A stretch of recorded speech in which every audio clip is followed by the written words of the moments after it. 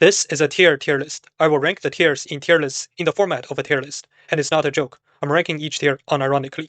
Starting with S tier. S tier is in A tier. Alphabetically speaking, A tier should be the highest, but S tier was added later to show that something is truly superior. The only problem with S tier is that it invites argument. People won't let you call something S tier unless it's objectively the best and agreed by everyone.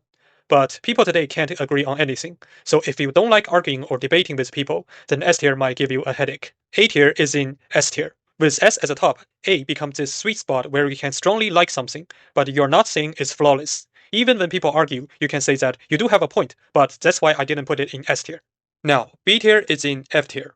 Not sure if it's just because I'm Asian, but whenever I see something in B tier, I want to avoid it. You know what B stand for? B stand for stupid. Seriously though, do you ever question the fact that why the phrase beta male is an insult? Think about it. Betas are above average by definitions. When scientists studying wolves first come up with the dominance hierarchy thing, there's deltas and omegas below betas.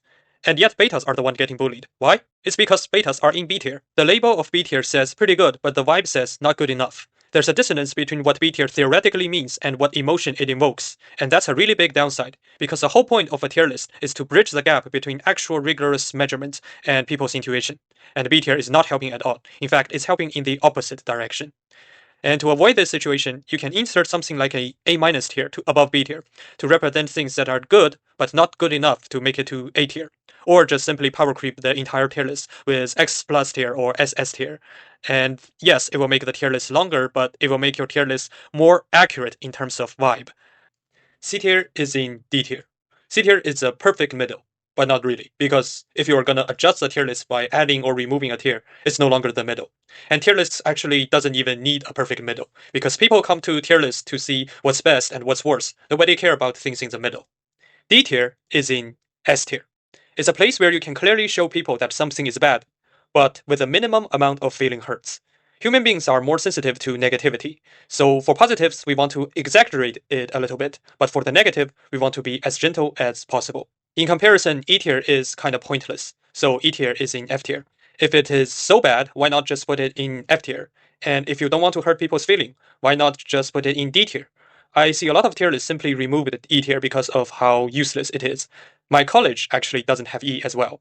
So D is the passing grade. If someone got below D, it's an F, which means they failed the class and they have to retake it again. Which brings us to F tier. I would put F tier in A tier too, just like S tier, except it's the place for the absolute worst. It's also cool that F happens to stand for a lot of bad words in English, such as failure, false, feeble, and forfeit. Just FF, yeah, just FF. Yeah, just get FF. Okay, that's it for this video. I want to make some content other than omniheroes like this one, so let me know if you enjoyed this. Thank you for watching.